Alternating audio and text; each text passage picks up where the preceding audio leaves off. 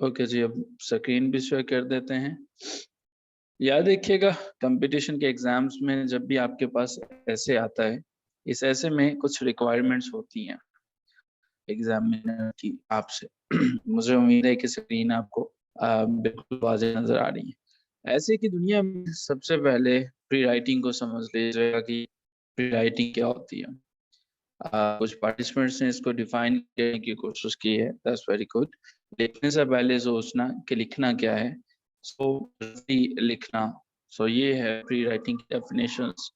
सो आप examination hall में बैठे हुए हो, अब आपके पास एक टॉपिक्स की लंबी फहरिस्त आ गई। अब आपने करना क्या है, अब आपने जो लिखना है, जब आपने राइटिंग स्टार्ट करनी है, राइटिंग स्टार्ट करने से पहले आपने अपना प्लान बनाना है, आपने देखना है, नई मेमो नई आउटलाइन नहीं होती है।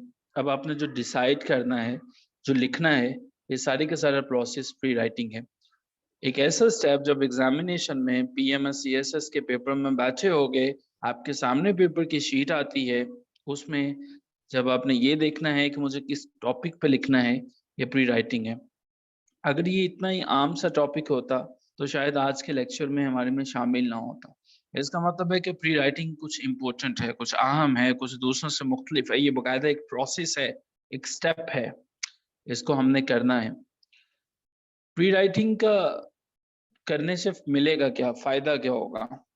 मज़मून जब भी लिखना है और कंपटीशन के हम मज़मून की बात कर रहे हैं, हमें मिलेगा क्या? फ़ायदा क्या होगा? पहली चीज़ आपके पास एसेज़ के पेपर में टॉपिक्स की एक लंबी लिस्ट होती है। टॉपिक्स की लिस्ट होती है। अब इसमें से आर्गुमेंटेटिव टॉपिक कौन-सा है, डिस्क्रिप्टिव कौन-सा है, वो हम ऑलरेडी आपके साथ डिस्कस कर चुके हैं और लकीली हमारा जो यूट्यूब का चैनल है, उसके ऊपर ये लेक्चर अवेलेबल है। अगर किसी ने मिस कर दिया है, तो वहाँ से ले लेगा। कुछ लेक्चर्स जो हाईली इम्पोर्टेंट होते हैं, वो अपलोड कर दिए जाते हैं। सारी क्लासेस अपलोड नहीं होती, तो वहाँ से भी आपको मिल जाएगा। अब जब अब एक टॉपिक आपने चूज़ कर लिया है, देखिए हम स्क्रैच से चलेंगे, टॉप तक चलेंगे। एक्टिविटीज़ कुछ आएँगी वो आपने करनी है, उनको समझ लीजिएगा। सबसे पहले मैं आपको गाइड कर रहा हूँ कि चूज़ अ टॉपिक। एक टॉपिक आपने चूज़ कैसे करना है। पहला स्टेप कभी नहीं भूलना, याद रखिएगा। जब भी कोई टॉपिक आपने चूज़ करना है, उस टॉपिक को चूज़ करने से पहले ये देख लेना है कि क्या जिस टॉपिक को मैं चूज़ करने जा रहा हूँ, ये नैरो तो नहीं। अच्छा, ये नैरो जब मैं लिखता हूँ, तो इससे आपके ज़हन में क्या आता है? टॉपिक की नैरोनेस से क्या मुराद है? आप ज़रा चैट बॉक्स में बता सकते हैं? नैरोनेस से क्या मुराद है? नैरोनेस से क्या मुराद है? मुराद ये है कि टॉपिक को लिखना शुरू कर लिया, लिखना शुरू कर लिया, लेकिन ये क्या? लिमिटेड नॉलेज है। बहुत ब्रीफ थोड़ा-सा लिखा और ख़त्म हो गए, ये है नैरोनेस। मकसद ये है कि आपको पीएमएस के पेपर में 1500 टू 1000 वर्ड्स को प्रोड्यूस करना है। टाइम है 2 घंटे का। सीएसएस के पेपर में आपको 2500 से 3000 वर्ड्स को प्रोड्यूस करना है। टाइम है 3 घंटे का। क्या इतना टॉपिक के मुतालिक नॉलेज है कि इसको 3 घंटे या 2 घंटे तक इसको एक्सटेंड कर सकते हो? क्या मटेरियल है? क्या नॉलेज है? क्या इन तमाम चीज़ों को जो है वो कर सकते हैं? अगर नैरो है, तो इसको छोड़ दीजिए। जिसके मुतालिक ढंग का लिख नहीं सकते हो, रिसर्च नहीं कर सकते हो, जिसके मुतालिक सारे के सारे फैक्ट्स एंड फिगर्स को नहीं जानते हो, कुछ नहीं देने जा रहा है वो वैसे आपको। कोई फ़ायदा नहीं होगा उसको लिखने का और आपका इंट्रोडक्शन ही इसको बताएगा कि आपके पास नैरो जो है वो के मुतालिक नॉलेज। दूसरा स्टेप जो आप करोगे, अभी हम टॉपिक के इंतखाब की बात कर रहे हैं।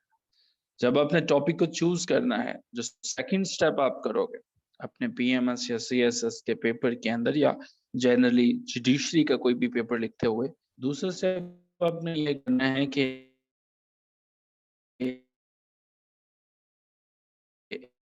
नहीं है, ब्रॉड तो नहीं। अब ब्रॉड से क्या मुराद है? आपने जनरल टॉपिक को चूज़ तो नहीं कर लिया। अब ये जनरल टॉपिक से क्या मुराद है? जनरल टॉपिक का मतलब ये है, जब किसी के पास टू मैनी आइडियाज़ हो, एक ऐसे आइडियाज़ जिनको समेटना मुश्किल हो जाए। मिसाल के तौर पे आप जब भी पैराग्राफ लिखते हो, हमने पैराग्राफ की डेफिनेशंस अगर समझने की कोशिश करें, मैंने बताया था कि सीएसएस या पीएमएस का पेपर टोटल, अगर सीएसएस के पेपर की बात करोगे 20 से 25 पैराग्राफ उसके अंदर होने चाहिए। अगर पीएमएस के पेपर की बात करोगे 18 से 22 उसके अंदर जो है वो पैराग्राफ होने चाहिए। कम भी लिख सकते हो अगर अच्छा क्वालिटी का लिखा हुआ है। तो पैराग्राफ होता क्या, पैराग्राफ का, और एक पैराग्राफ के अंदर आइडली स्पीकिंग कितनी लाइनें होनी चाहिए, कम से कम जो है वो उसके अंदर जो है वो 4 से 5 लाइनें होनी चाहिए, और ज्यादा जो है जो मैक्सिमम लाइंस होने चाहिए वो इसके अंदर होने चाहिए 5 से 9 की। ये एक पैसेज के अंदर, एक पैराग्राफ के अंदर लाइंस होनी चाहिए। पैराग्राफ होता क्या है, पैराग्राफ जो है वो एक पैराग्राफ एक आपको पर्टिकुलर टॉपिक के मुतालिक जो है वो इंफॉर्मेशन देता हो। एक पर्टिकुलर टॉपिक मुतालिक, मिसाल के तौर पर एक पैराग्राफ के अंदर मैं पॉवर्टी पे बात कर रहा हूँ, उसी के अंदर पॉवर्टी पे बात करूं और एंड पे पॉवर्टी का मैं सोल्यूशन देता हूँ, उसी पे मैं एंड पे पॉवर्टी का सोल्यूशन देता हूँ। ठीक है, इसको रिपीट करें। सो हमारे किसको रिपीट करना है, क्या बाकियों को भी वॉइस का प्रॉब्लम है? अजीब, ब्रॉड पे हम बात करने लगे जी। तो ब्रॉड पे ब्रॉड टॉपिक नहीं होने चाहिए। मिसाल के तौर पर आप जो हैं वो कुछ ऐसे टॉपिक्स को, ऐसे टॉपिक्स को, जकिया को प्रॉब्लम नहीं है, किसी और को प्रॉब्लम है, अगर एक को भी क्लियर आ रही है तो इसका मतलब है कि हमारे एंड पे इशू नहीं है, किसी और को इशू है वो इसमें। आप अपना बता दीजिए, क्लियर या नॉट क्लियर।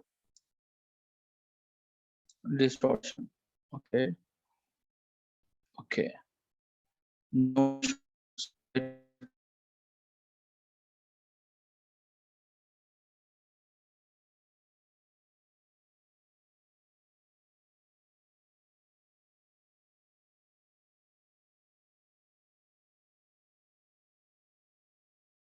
सो एक लिस्ट रहते हैं, इसमें मैं आपको ब्रॉड टॉपिक देने की कोशिश करता हूँ, हम ब्रॉड टॉपिक देते हैं।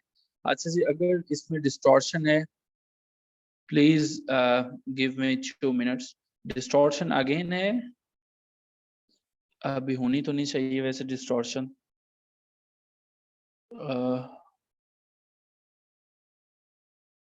अच्छा ठीक है, ठीक है जी। अच्छा जी, अब देखते हैं, हमें ब्रॉड को और नैरो को हमने समझ लिया, अब होता क्या चलिए इसको समझने की कोशिश करते हैं। कुछ टॉपिक्स लेते हैं, आपको मैं पहला टॉपिक देता हूँ, फेस्टिवल्स। जरा बताइएगा, फेस्टिवल्स एक ब्रॉड टॉपिक है या नैरो टॉपिक है? क्विकली बताइएगा ताकि हम जरा प्रोसीड फर्दर करें। ये एक्टिविटीज हैं, इनमें पार्टिसिपेट जरूर कीजिएगा। ब्रॉड टॉपिक है, ब्रॉड टॉपिक है।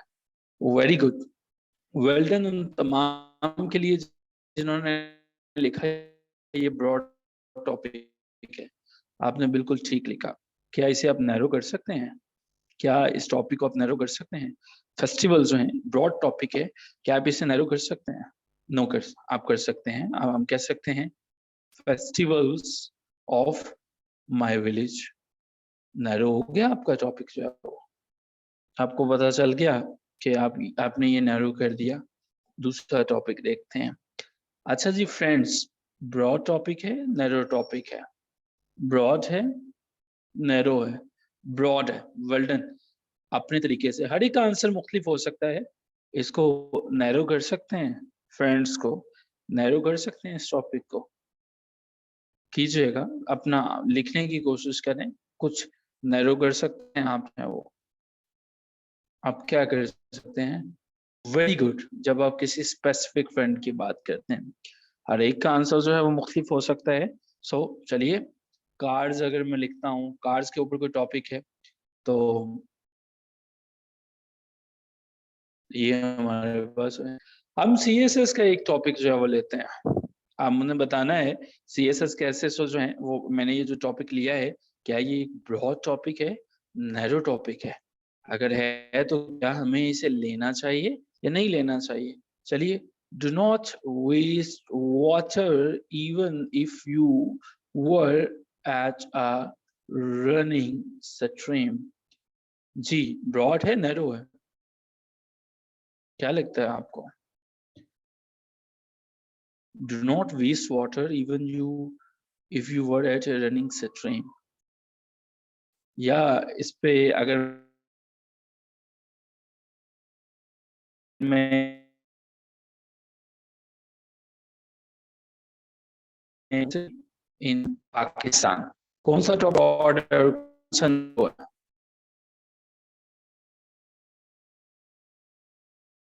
सो हमारे पास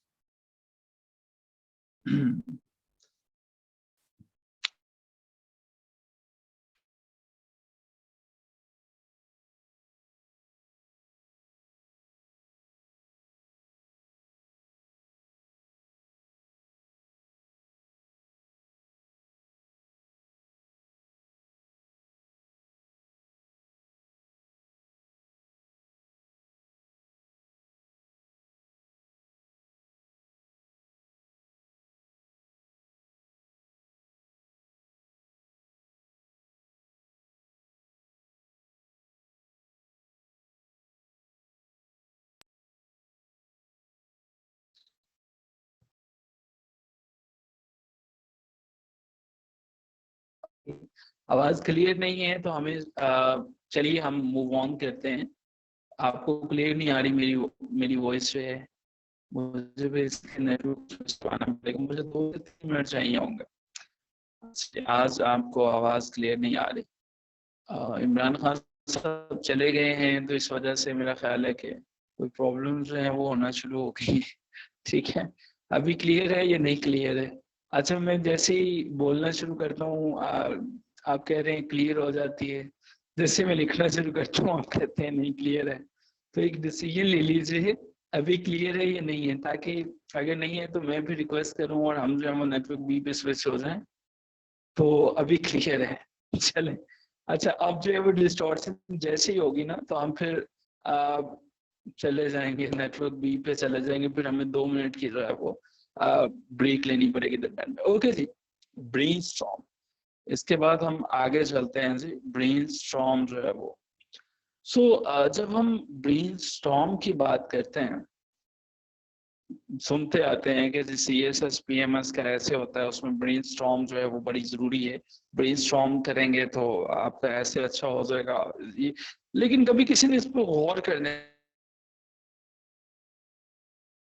की कोशिश, मतलब क्या है, चलिए सादा लफ्जों में समझने की कोशिश करते हैं। मान लीजिए कि आप किसी जगह पे बैठे हुए हैं और अचानक से आप देखते हैं, आप अब एक स्टॉर्म का सोचिएगा, एक तूफान का सोचिएगा। होता क्या है कि एक तूफान जिस तरह से आता है, आपके ऊपर ड्रॉप्स आफ्टर ड्रॉप्स गिरना शुरू हो जाते हैं। क्या ये सारे के सारे ड्रॉप्स जो आपके ऊपर गिर रहे हैं ये बेकार हैं, ये सब के सब फजूल हैं?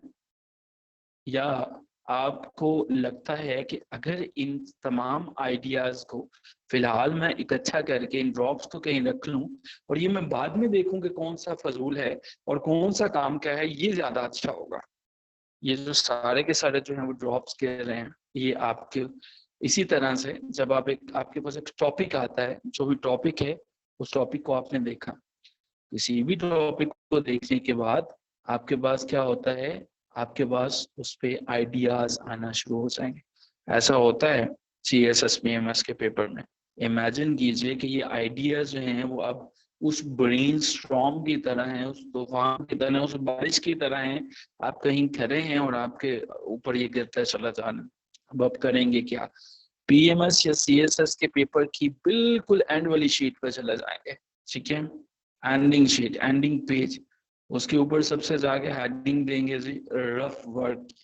अगर आपको लगता है कि 2 मेरे शीट्स लग जाएंगी तो आप 2 के ऊपर रफ वर्क की हेडिंग्स जो है वो दे सकते हैं। अब यहाँ पे आप अपने तमाम आइडियाज को, टॉपिक पहले चूज अप कर चुके हो, कैसे किया, ब्रॉड है नैरो है आपको पता चल गया। अब आप अपने आइडियाज को लिखते चले जाओगे।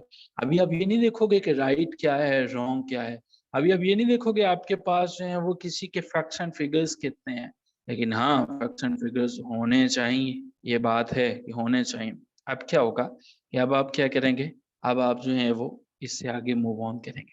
ब्रेनस्टॉर्म भी वही लोग पेपर में कर सकते हैं, गौर से सुनिएगा।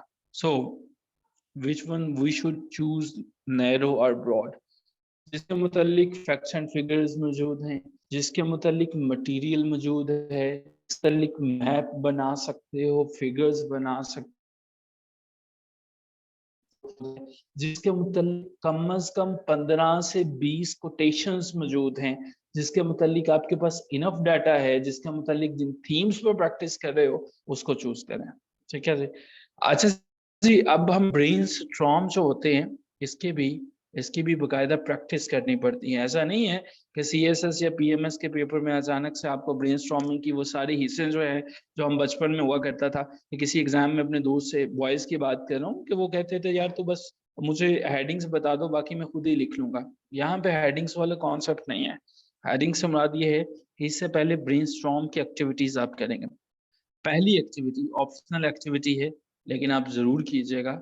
ब्रेनस्टॉर्म की पहली एक्टिविटी है फ्री राइटिंग। फ्री राइटिंग से मुराद क्या है? सीएसएस पीएमएस का कोई सा भी पेपर उठाइए, डेफिनेटली हम तो तमाम पार्टिसिपेंट्स हमारे हैं, हम सबकी रिस्पेक्ट करते हैं। इतना टाइम नहीं है कि तमाम की जो है वो एक्टिविटीज को चेक कर सके, लेकिन कोशिश कीजिए इसको जरूर करें। और जो मोस्ट इम्पोर्टेंट वर्क है जिस पे आपको वाकई गाइडेंस चाहिए वो मुझे जरूर भेजा करें, मैं उसको फ्री जैसे होता हूँ मैं जरूर देखूँ। फ्री राइटिंग आपने करनी है। अब फ्री राइटिंग क्या होता है डिस्कस करते हैं इसको। दूसरे नंबर पे मैपिंग। ये दो जो है वो जनाब ब्रेनस्टॉर्मिंग की बड़ी वाज़ेह एग्जांपल्स हैं। फ्री राइटिंग क्या है? कलम उठाया, जो समझ में आया, जो एक आइडिया आया, ये लिखते चले गए। लेकिन ये सीएस पीएमएस के पेपर से पहले की बातें हैं। पेपर के अंदर ऐसा नहीं करोगे। फ्री राइटिंग की प्रैक्टिस चले कर रहे हो अभी आप। ये नहीं देखा ग्रामर ठीक है गलत है, ये नहीं देखा कि आइडियाज ठीक है गलत है, ये फ्री राइटिंग की प्रैक्टिस है। तो देखना क्या है फिर इसमें? अगर हमने ये नहीं देखा कि ग्रामर ठीक है, फैक्ट्स एंड फिगर्स को नहीं देखे, फ्री राइटिंग करने का कोई बता सकता है कि हमें इसका क्या फायदा फ्री राइटिंग करने का? जब हमने इसमें ग्रामर नहीं देखी, जब हमने इसके अंदर फैक्ट्स एंड फिगर्स को नहीं देखे, जब हमने स्पेलिंग को नहीं देखा, इसका फायदा क्या है?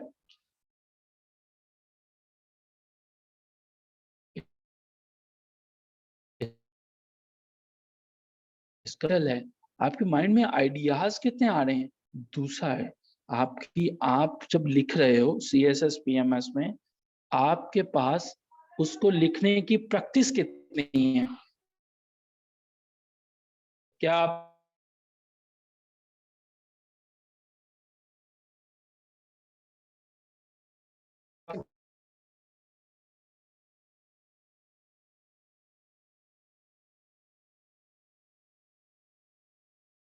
हाँ जी, जी ठीक है। सो फ्री राइटिंग हमें बताइए कि हमारे पास प्रैक्टिस कितने हैं। दूसरे नंबर पे जो मोस्ट इम्पोर्टेंट चीज है, ये चीजें पहले करनी है पेपर से पहले। इसका स्क्रीनशॉट लेना चाहें तो ले सकते हैं आप जो है वो अभी। सो तीसरे नंबर पे हमारे पास क्या आ जाती है जी? मैपिंग आ जाती है। मैपिंग आ जाती है। अब मैपिंग करने से क्या मुराद है? मैपिंग से मुराद ये है कि जनाब आपने अपना टॉपिक जो है वो कहीं यहाँ दरमियान में लिखा टॉपिक जो है वो, ठीक है जी। यहाँ पे दरमियान में आपका टॉपिक आ गया। अब जो टॉपिक लिखा इससे मुतालिक लिखते चला जाए। मिसाल के तौर पर यहाँ पे मेरा टॉपिक है, मुझे कुछ पढ़ना है, मुझे कुछ स्टडी करना है। मैं एक और जो है वो यहाँ मैप बना लेता हूँ, मुझे क्या पढ़ना है, ठीक है। अब मैं ये कहता हूँ मुझे हिस्ट्री पढ़नी है। अच्छा, मुझे हिस्ट्री क्यों पढ़नी है?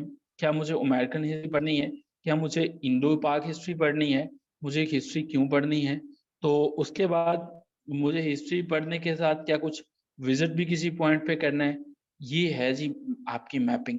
अब ये ब्रेनस्टॉर्मिंग वाले जो आपके आइडियाज हैं ये आपको हेल्प करेंगे आपके पेपर में। समझ में आया आपको? ब्रेनस्टॉर्मिंग की दोनों टेक्निक समझ में आ गई आपको कि पेपर में आप कैसे करेंगे ब्रेनस्टॉर्मिंग जो है वो ऐसे से पहले।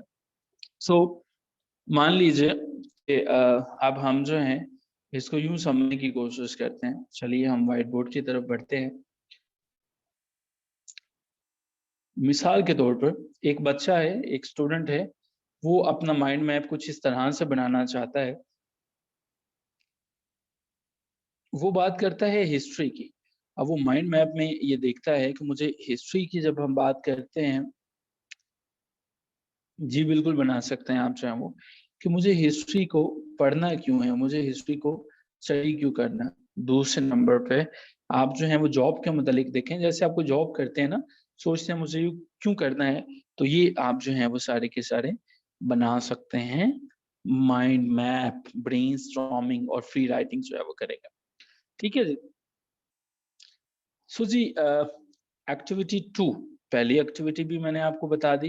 एक्टिविटी नंबर 2 जो आपकी होगी वो कुछ यूं है कि आप ये करेंगे, आपको मैं एक टॉपिक दे रहा हूँ, वो टॉपिक इसके ऊपर आपने फ्री राइटिंग करनी है। कम से कम घड़ी जो है वो क्लॉक को सामने रखेंगे। आप जो है वो 5 मिनट्स तक जो है वो 5 से 10 मिनट्स की एक्टिविटी है। मिनिमम 5 मिनट और मैक्सिमम जो है वो 10 मिनट्स है। इसके ऊपर क्या करेंगे, आप फ्री राइटिंग करेंगे। दोनों तरह से फ्री राइटिंग कर सकते हो, फ्री राइटिंग कर सकते हो या आप कुछ भी लिख सकते हो। अच्छा जी, माय फर्स्ट डे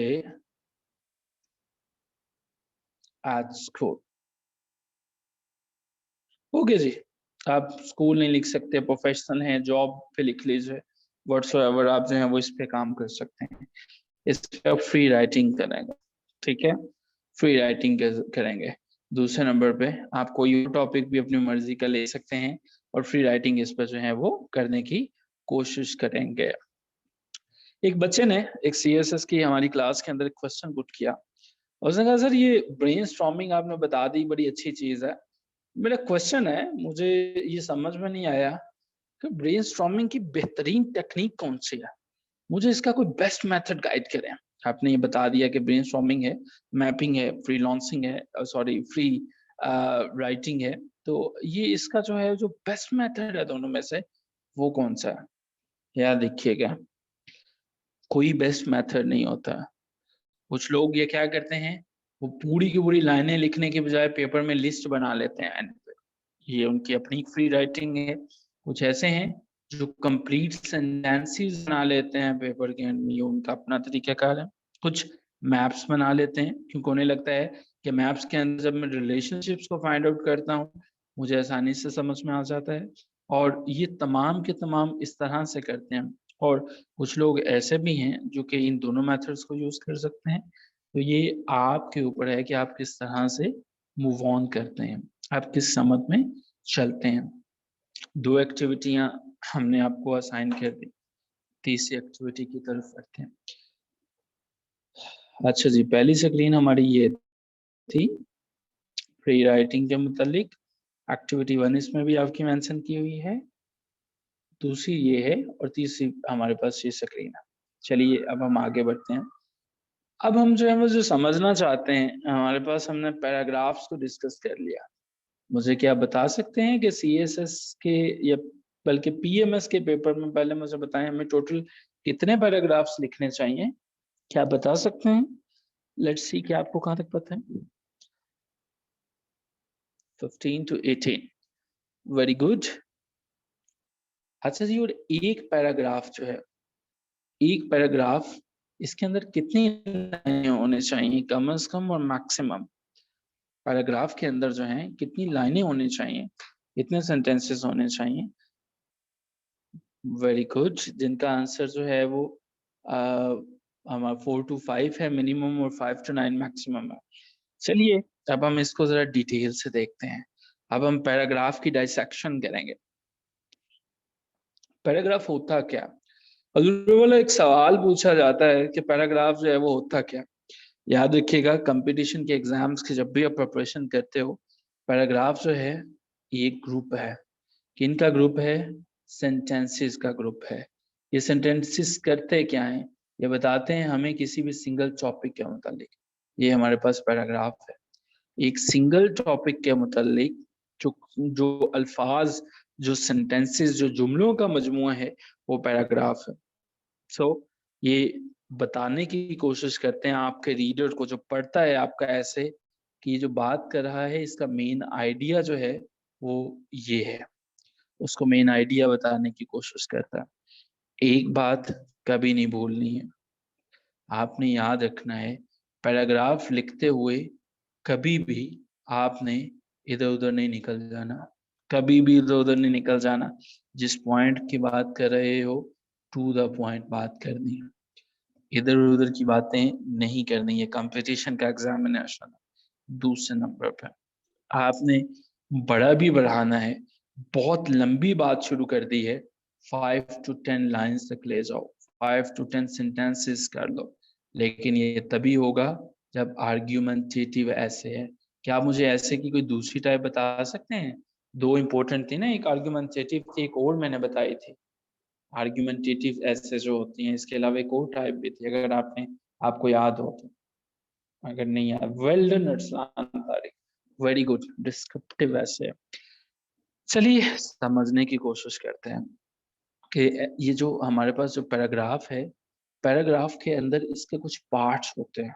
ऐसा नहीं है कि पैराग्राफ जो है वो इस तरह से ही है कि बस उसको लिख दिया गया, उसको बता दिया गया और उसको जो है वो हमने समझ लिया कि यार ये पैराग्राफ है।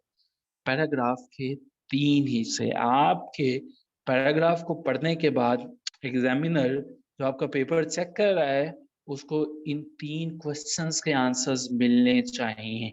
अगर उसको इन 3 क्वेश्चंस के आंसर नहीं मिलते हैं, इसका मतलब फजूल लिखा हुआ है आपने, उसको कोई जरूरत नहीं है और वो कोई नंबर नहीं देगा आपको। पहला क्वेश्चन ये है, पैसेज को पढ़ते हुए इसका टॉपिक क्या है?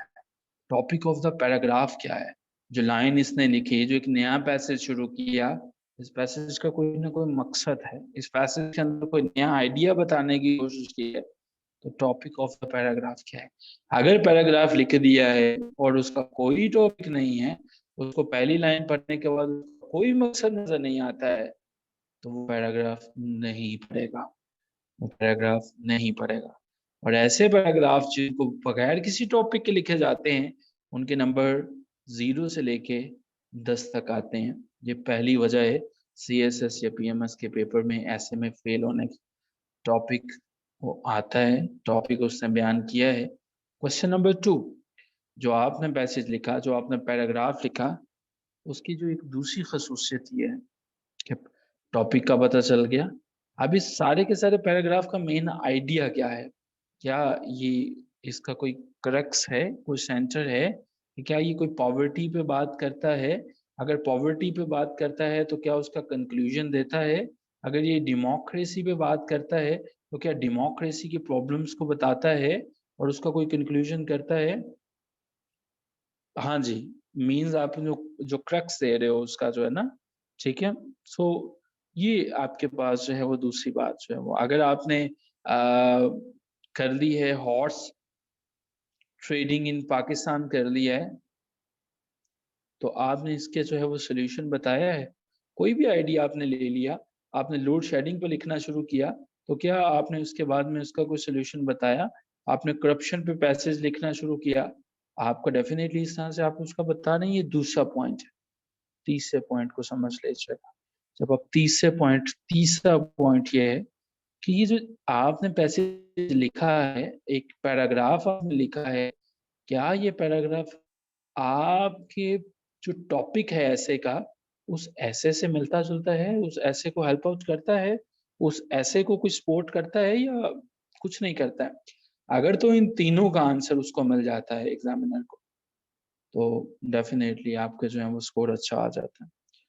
और मैं आपको, चूंकि मैं हायर एजुकेशन डिपार्टमेंट का पार्ट हूँ, मैं आपको ये बड़े वसूख से बता सकता हूँ कि हमारे जो कलीग्स, हमारे जो दोस्त और जो कमीशन के एग्जाम्स को, कमीशन के पेपर्स को चेक करते हैं, अपने कंसर्न सब्जेक्ट के अंदर वो PhD होते हैं और कम से कम BPS 18 के जो हैं वो दोस्त हैं और उनका अपने सब्जेक्ट में पढ़ाने का 10 years का एक्सपीरियंस होता है।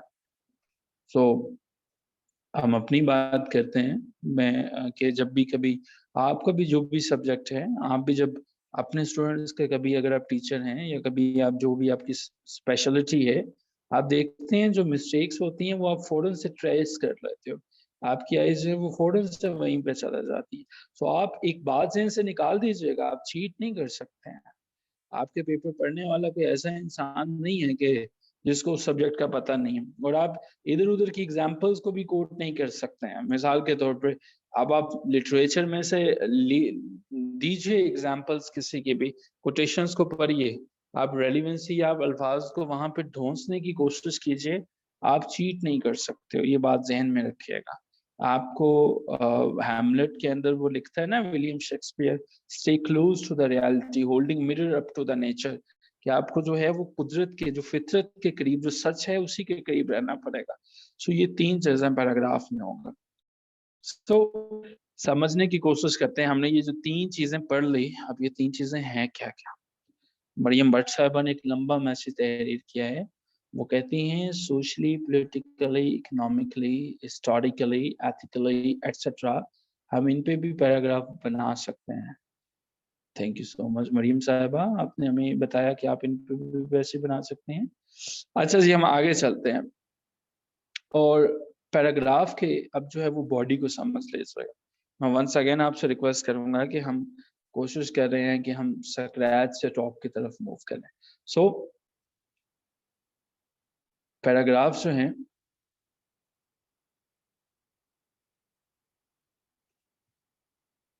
ओके, सो पैराग्राफ जो हैं वो हमारे पास 3 हिस्से होते हैं।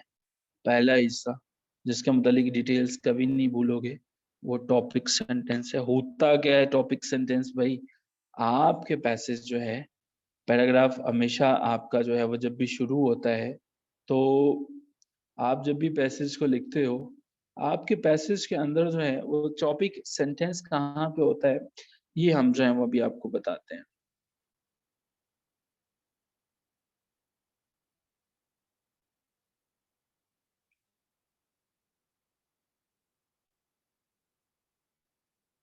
अच्छा रिस्पेक्टेड पार्टिसिपेंट्स, इससे पहले कि मैं आपको कुछ बताऊं, अब ये जगह जो है वो मैंने यहाँ पे छोड़ी है, ये मैंने जानबूझ के छोड़ी है या यहाँ पे भी लाइन मुकम्मल होनी चाहिए?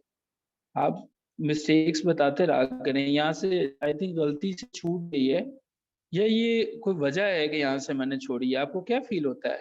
आपको क्या लगता है कि अगर इसको कोई वजह है तो इस वजह का नाम है कोई, या वैसे ही इसको हमने छोड़ दिया? It shows about new paragraph, इसका कोई नाम है? इसको हम क्या कहते हैं? जकिया कहती है जानबूझ के, ठीक है, वेरी गुड। इसको हम कहते हैं इंडेंटेशन, ठीक है, इंडेंट करना। आपको पता है जब आप अपने कंप्यूटर पे टैब के बटन को प्रेस करते हो तो 5 स्पेसेस आगे चला जाता है, इंडेंटेशन कहलाता है। कभी नहीं भूलना, पैसेज के अंदर आपने पैराग्राफ्स के अंदर जो है टॉपिक सेंटेंस जो है हर पैराग्राफ जब भी शुरू होगा, ये जरूर वहां पे स्पेस मौजूद होगी, एग्जिस्ट करेगी। टॉपिक सेंटेंस आपका इन 2 लाइनों में होता है, या तो पहली लाइन के अंदर होगा या दूसरी लाइन के अंदर होगा। देखिए मैं कहाँ कितनी बेसिक से चल रहा हूँ कि आपको मैं ये भी बता रहा हूँ कि ये कहाँ पे होगा। मेन आइडिया है पैराग्राफ का आपका यहाँ पे, ये आपको पहली लाइन या दूसरी लाइन के अंदर बताएगा, ये आपको कोई ना कोई चीज बताएगा। मिसाल के तौर पर आप जो है वो हम आपको कोई पैसेज इसके बाद भी मैं शेयर करूंगा आपके साथ, जिसमें से आपने ये बताना है इसको टॉपिक सेंटेंस कौन सा है। दूसरे नंबर पे जो भी पैराग्राफ लिखोगे उसके अंदर यहाँ पे होना चाहिए एसएस। एसएस का मतलब स्क्रीनशॉट नहीं है यहाँ पे, इसका मतलब है कि यहाँ पे सपोर्टिंग सेंटेंसेस को ऐड करना है। आप तीसरे से लेके कम से कम जो है आप 5वें तक जो है वो यहाँ तक सपोर्टिंग सेंटेंसेस को ऐड करोगे। क्या बताओगे? जो आपके टॉपिक को एक्सप्लेन करता है, जो आपके आइडियाज को एक्सप्लेन करता है, और लास्ट पे आप जो है वो कंक्लूजन दोगे अपने पैराग्राफ का, और वो आप जो है वो यहाँ से नेक्स्ट जहाँ तक लेके जाना चाहो वो यहाँ तक करोगे। सो ये है हमारे पास पैराग्राफ राइटिंग को लिखने का। हमारा सेशन खत्म हो रहा है, इसके बाद हम वोकैबुलरी पे चला जाएंगे, लेकिन मैं आपके लिए एक्टिविटीज दूंगा आपको कि 2 पैसेजेस जो हैं वो आपने लिखने हैं, और उनके जो है वो मेन आइडियाज बताने हैं, वो मैं ग्रुप में शेयर करूंगा। यहाँ पे मैं रुकूंगा। तीसरा रूल जो है वो कंक्लूजन है, कंक्लूजन आपने यहाँ से यहाँ तक करनी है, ठीक है। ये वाली लाइन जो है ना, यहाँ से लेके यहाँ तक कंक्लूजन करेंगे। हम उसी लिंक से मीटिंग को दोबारा ज्वाइन करते हैं जैसे ही खत्म होती है। यहाँ तक आज के लेक्चर में किसी किस्म का कोई क्वेश्चन हो, क्वेश्चन आप पूछ सकते हैं। कोई क्वेश्चन हो आप